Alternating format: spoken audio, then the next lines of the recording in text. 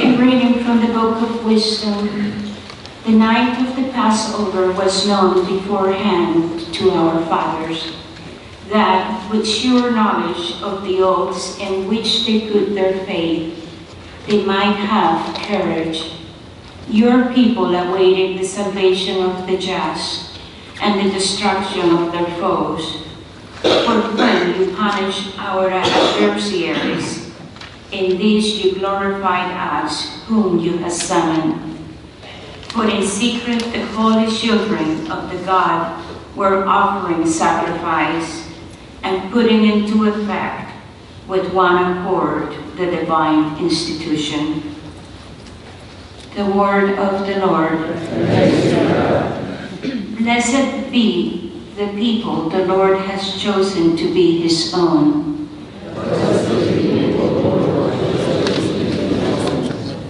Exalt, you just, in the Lord. Praise from the upright is fitting. Blessed the nation whose God is the Lord, the people he has chosen for his own inheritance. Blessed the people the Lord has chosen to be his own.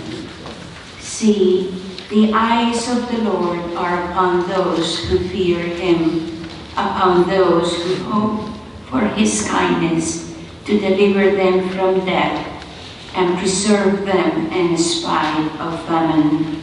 Blessed the people the Lord has chosen to be his own. Our soul waits for the Lord, who is our help and our shield. May your kindness, O Lord, be upon us. You have put our hope in you. Blessed the people the Lord has chosen to be his own.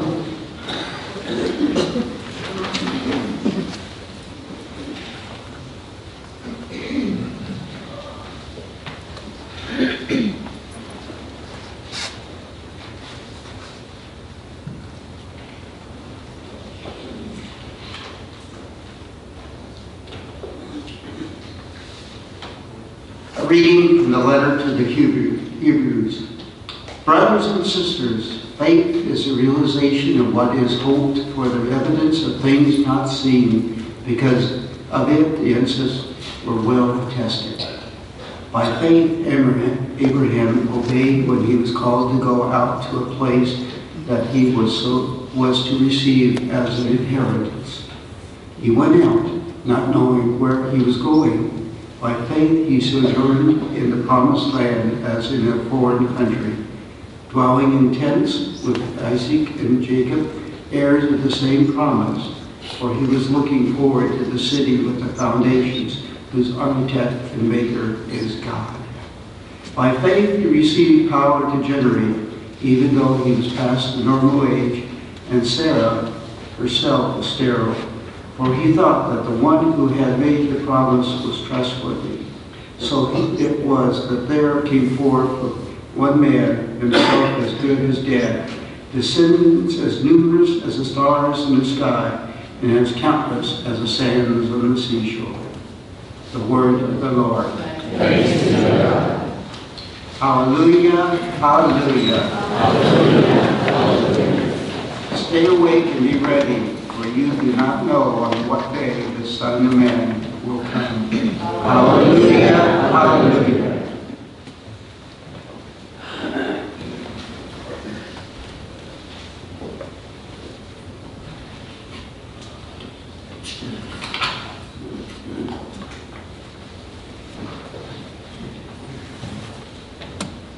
The Lord be with you.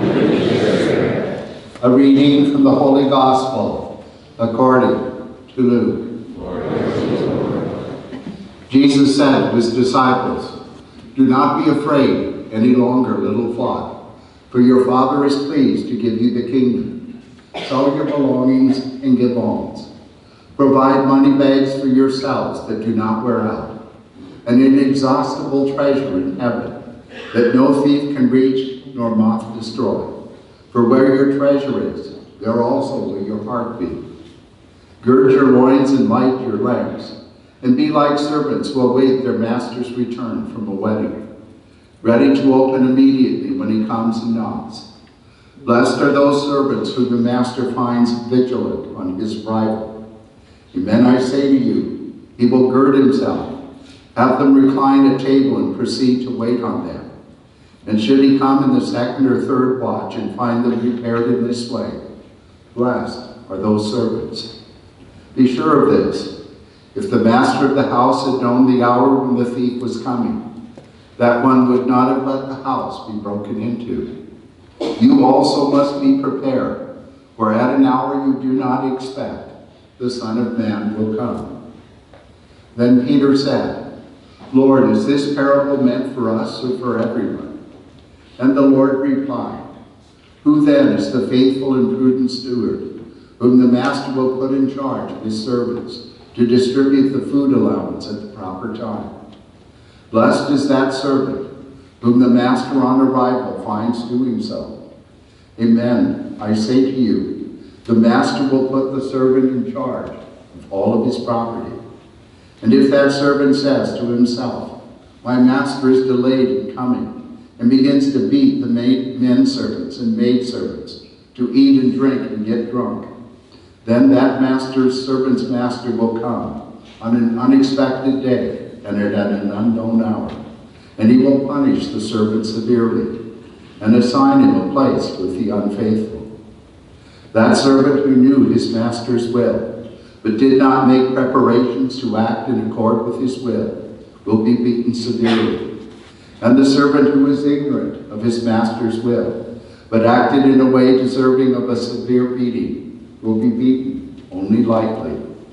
Much will be required of the person entrusted with much, and still more will be demanded of the person entrusted with more." The Gospel of the Lord. Praise be to the Lord Jesus Christ.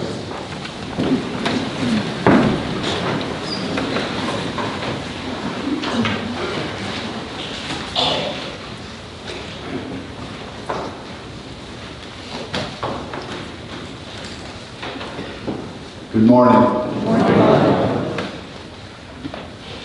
But Jesus continues to speak to us today about wealth, possessions, and treasures. And he does remind us very clearly that our two greatest treasures are our faith and God's kingdom. Now, Jesus' counsels don't always fall comfortably upon us, especially when he tells us things like, "Sell what you have and give the money to the poor." We hear it with our ears, but it tends to land with a thud in our hearts. As I say that, I think of a man who was complaining to God mightily in his prayers, telling God, "I have asked you for years to let me win the lottery, and you have never come through." And God had finally had enough. And so he thundered back, and he said to the man, "You know, it might help if you bought a ticket." Yes, it might help if you bought a ticket. Now, I think Jesus makes pretty clear in his gospel and in the readings themselves that faith is meant to move us to action. Now, we got a glimpse of that in the first reading from Wisdom. There, the sacred writer was reflecting upon the children of Israel gathering for that first Passover. And their faith led them to come to that meal with their running shoes on. They came to the meal with their running shoes on. The Passover meal was never meant to be a sit-down event. In fact, they were told to gird their loins and be ready to set out on a journey to a land of freedom. When we get to the gospel, Jesus speaks about selling possessions and giving to the poor. Now keep in mind, he's speaking to disciples who are already walking with him on the road. These are women and men who have already left their home, their family, to follow him. These are women and men who have already heard him warn them that in Jerusalem, he, the Son of Man, will be rejected, suffer grievously, be put to death, and raised up on the third day. And so he counsels them to surrender their fear for him and for themselves as they let go of their possessions. And then he goes further and gives some images. He gives images of slaves and servants waiting for the long overdue return of the master from a wedding feast. He speaks about thieves in the night. And he speaks about stewards and how our great challenge is to care for one another as if we were truly one family. And in those images, Jesus is basically saying, stay alert. Stay on your toes. One person put it this way: those who are waiting for something to happen must themselves roll up their shirt sleeves. And Jesus, with those images, is telling us we have a part to play in God's kingdom.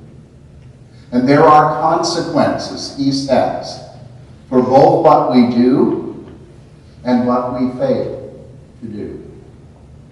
In all three of our readings, faith puts people in motion.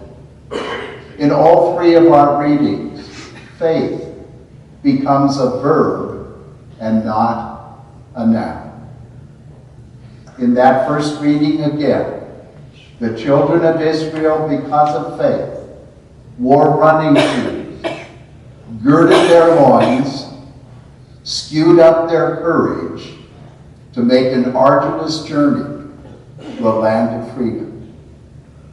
In our second reading from Hebrews, we heard about Abraham, who because of faith, in his old age, left his land of birth and set out for a destination that he knew not where it would end. And then the reading went further and said when Abraham was even older, he and Sarah had to act upon God's promise that God would finally deliver them their promised son, even though Sarah had been barren all her life and beyond the childbearing age. But they acted on God's promise. In our gospel, Jesus says faith can lead us to dispossess from what we have, to set our hearts more fully on the promise of God's kingdom. Faith is something that keeps people in motion and movement. It's not a static reality.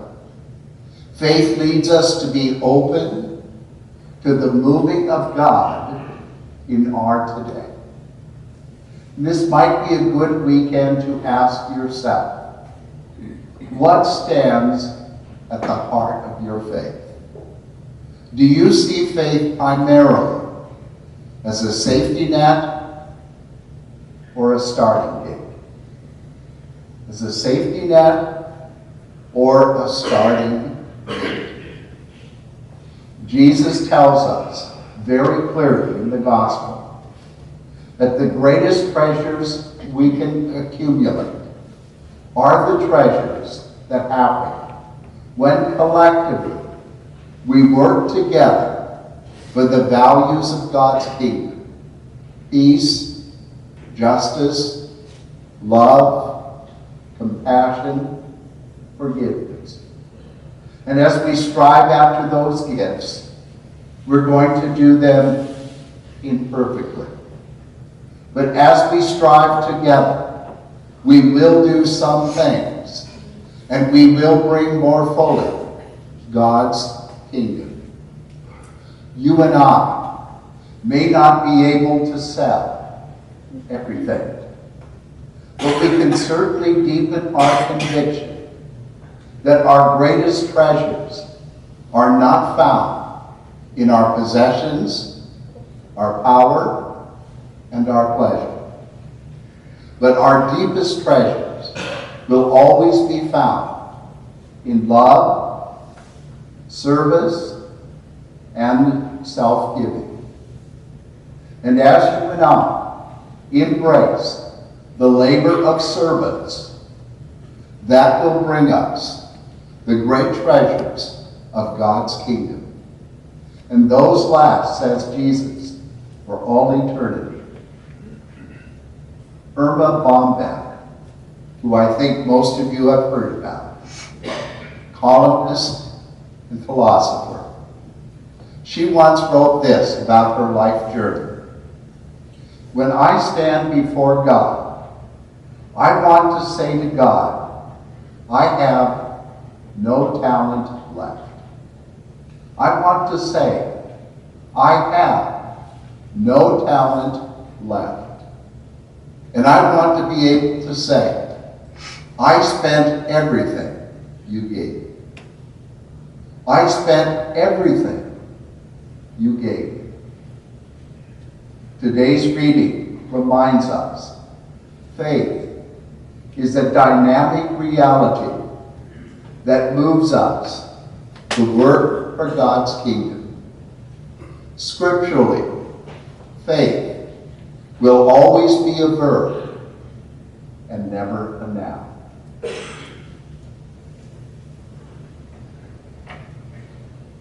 Faith.